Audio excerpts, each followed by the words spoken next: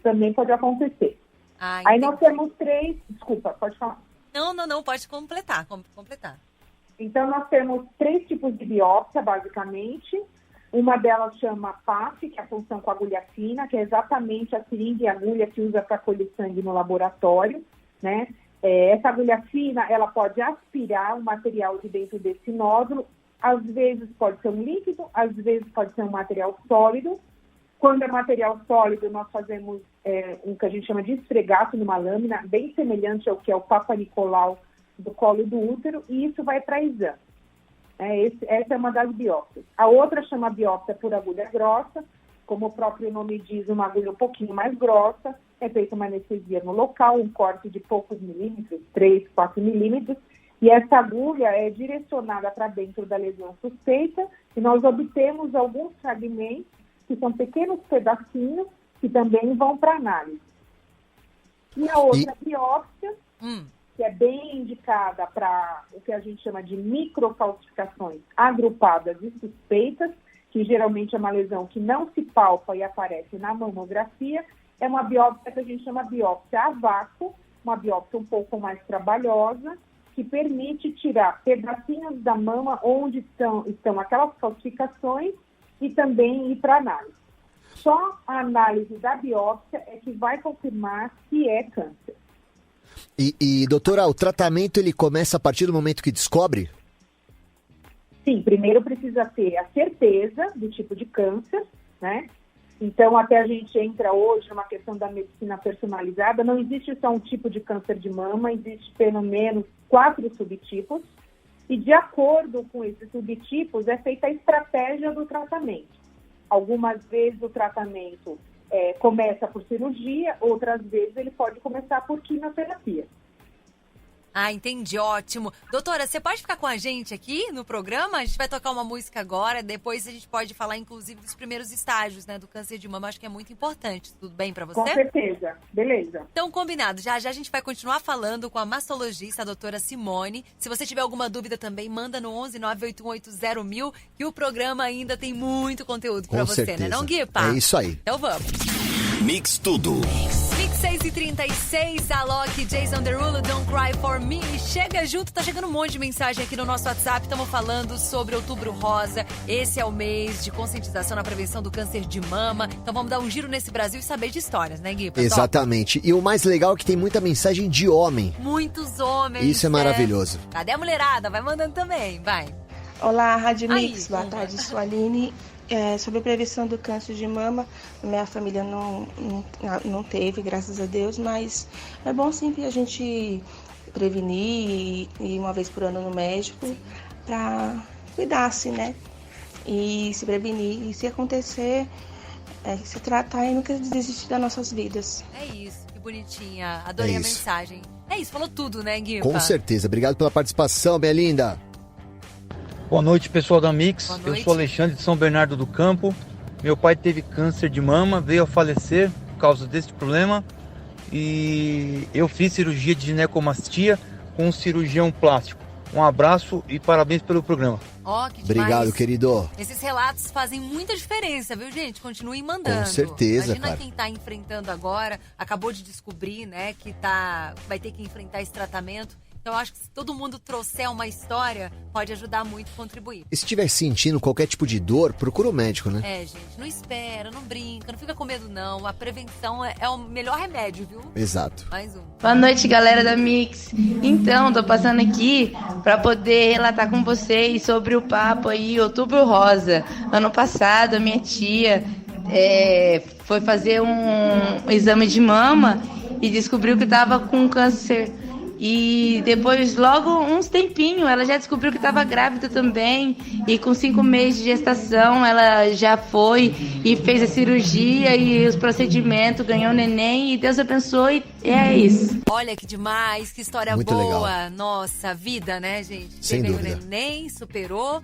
E é isso. Traga o seu relato pra gente no 11 981801000. Já a gente vai continuar o nosso papo com a mastologista Simone Elias. Então, se você tem alguma dúvida, se você quer saber quais são os procedimentos, os primeiros sintomas, manda mensagem no 11 981801000, que inclusive a gente vai colocar no ar. Vamos pro intervalo, Brasil? Bora. Mix Tudo. Mix. Na Mix, o Outubro é Rosa. Fala galera, aqui é o Paulo Ricardo. Você sabia? Uma vida saudável pode ajudar a prevenir o câncer de mama ou a melhorar os efeitos da doença. Faça seu check-up.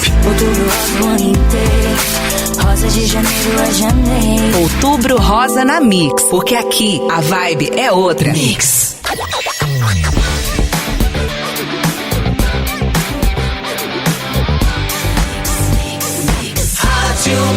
O melhor mix do Brasil. Mix Tudo.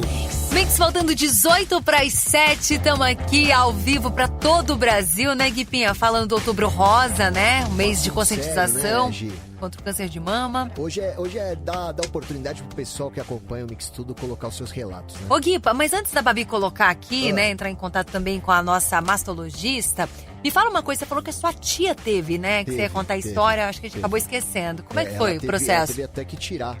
Ah, é? É, e ela acabou falecendo. Ah, não acredito. Acabou falecendo por causa dessa doença. Demorou muito pra correr atrás, demorou muito pra começar o tratamento e aí acabou se espalhando e ela faleceu. Por isso tem que correr atrás o quanto antes, se você sentir algum tipo de dor, alguma coisa assim, porque não é brincadeira. Gente, não é brincadeira mesmo, não deixa pra depois. Inclusive, se você ainda nem fez um check-up, mesmo que você não esteja sentindo nada, tem 40 anos, igual a doutora falou agora há pouco, vai procurar fazer a mamografia. Você que é homem também, você viu o que ela disse, né? Nos homens é mais raro, mas demora pro cara perceber, e aí é mais fatal.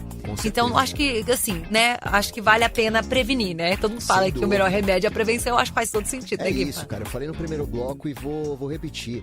É ideal a gente fazer um check-up. Nossa! Tem muita gente que tem medo de ir pro hospital, tem medo de procurar um médico, mas é importantíssimo o check-up. Ótimo. Tem que fazer. Ó, a gente vai falar agora mais uma vez, né, com a nossa mastologista Simone Elias. Ela já esclareceu várias dúvidas aqui, mas a gente continua agora, só que, doutora, vamos colocar um áudio de um ouvinte aqui. Tem várias perguntas que chegaram no 1198180000 e aí você vai ouvir junto com a gente e vai respondendo também, você fica bem à vontade. Inclusive, antes de colocar o áudio aqui, teve um dos nossos ouvintes que falou no outro bloco que a mulher dele fez o BRCA. Você quer falar pra gente sobre esse exame? Ele é preventivo? Eu acho que ele deve ter falado do BRCA, que é um exame teste genético que se faz no sangue ou na saliva da paciente que a gente quer fazer o teste e saber se ela tem uma mutação. Essa mutação do BRCA é uma das mutações mais frequentes para ter risco de câncer de mama, tá?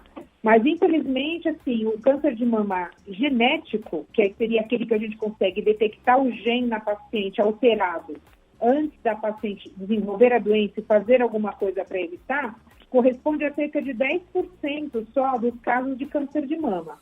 A maioria dos cânceres de mama são o que a gente chama de esporádico. A gente não sabe explicar o porquê aquela mulher desenvolveu a doença. Ai, que complexo. Sim. Agora vamos colocar o áudio, tá bom, doutora? Tá bom. Vamos lá. Boa noite, Rádio Mix. Meu nome é Natália, sou de Osasco, São Paulo. A minha dúvida é, a mulher, quando descobre um nódulo, ela pode exigir uma biópsia? Eu pergunto porque eu tive um câncer em 2018, o triplo negativo, e 4 médicos me falaram que não era nada preocupante. E depois de 4 meses, eu descobri que realmente era. Mas na época, por falta de conhecimento, eu não exigi uma biópsia e confiei nos médicos. Que absurdo. Absurdo. E aí, doutora? É triste escutar isso, né? Mas sempre que a gente tem dúvida no atendimento de um médico, a gente deve procurar outra opinião. E o que é importante, os exames têm que ser feitos em lugares, laboratórios, hospitais, com qualidade. Porque quando a gente não sente com a mão a alteração na mama da paciente, a gente depende do que está sendo identificado no exame, na foto do ultrassom, na radiografia da mamografia.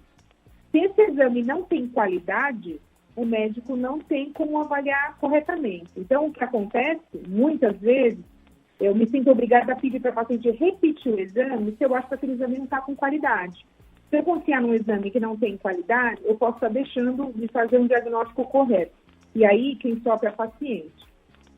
Ah, entendi. Agora, doutora, você pode falar para a gente quais são os fatores de risco? Então, vamos lá. Fator de risco principal, ser mulher. Segundo fator de risco, idade.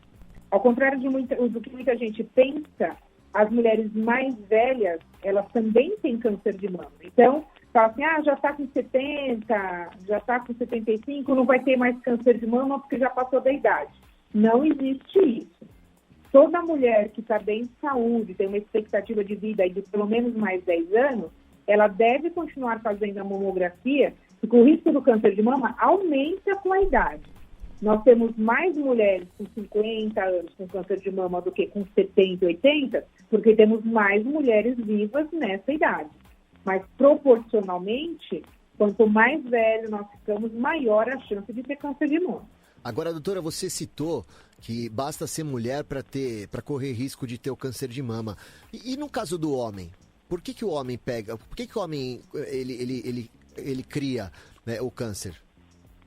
Existem duas maneiras de explicar por que uma pessoa tem um câncer. Ou ela tem uma mutação genética herdada, ou ela desenvolve uma mutação nessa célula ao longo da vida.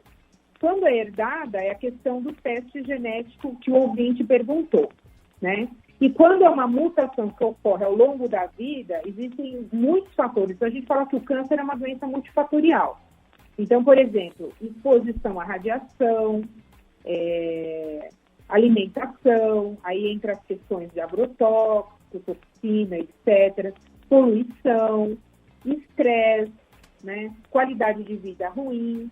Então, são vários fatores, por isso que a gente não consegue orientar a paciente no sentido assim, faça isso, não faça isso, que você vai ter câncer de mama, entendeu? A mutação, quando ela é herdada, é uma coisa, você nasce com ela, e a mutação que ela desenvolve ao longo da vida, são vários fatores que influenciam esse gene.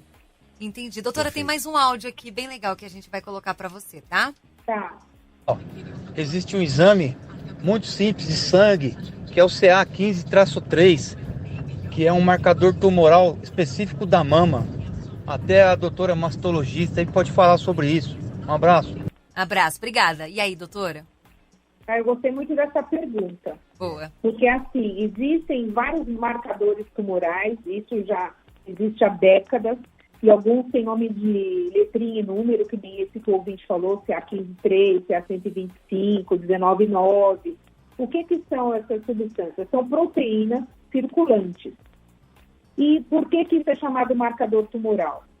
Quando existia mais tumores avançados, né, foi avaliado isso no sangue periférico dos pacientes.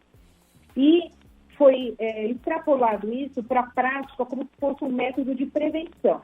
Então eu vou dosar no sangue e se essa substância estiver alterada, por exemplo, o 15-3 é da mama, o 125 é do ovário e assim por diante, eu vou fazer um diagnóstico antes do paciente aparecer com a doença.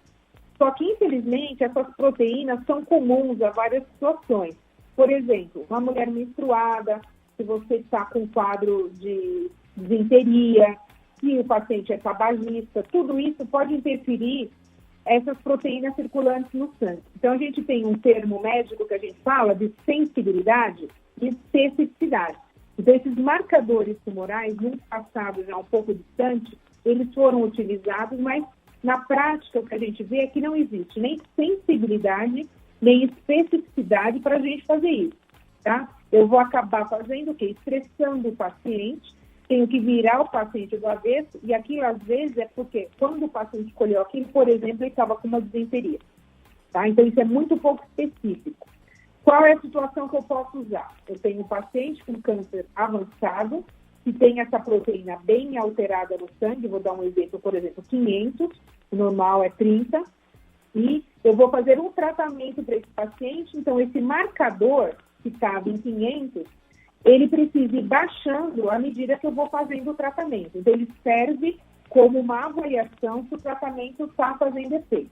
Mas somente nessa situação, hoje em dia, vale a pena pedir marcador tumoral. Legal, doutora. Agora, para a gente encerrar, antes de mais nada, queria muito agradecer a ONG Américas Amigas, né, parceira da Mix. E também queria pedir uma mensagem sua, né, para todo mundo que está acompanhando. A gente está para o Brasil todo. Estamos aí no dia 1º de outubro. Tem alguns dias ainda que a gente vai falar bastante sobre isso. E agora é contigo, doutora. O que você tem a dizer para a galera aí que está ouvindo? eu queria dizer que a gente precisa se gostar acima de tudo, né? E precisa se cuidar.